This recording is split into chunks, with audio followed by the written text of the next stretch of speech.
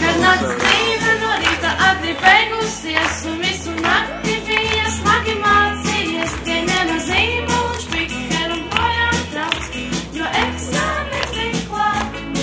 Bet vakarā, kad eksāmens bija uzrakstīts un jau tas atmiņās šo skolu neatstāt, tie vienmēr liecīgs un naktis tāds un mājās trauc.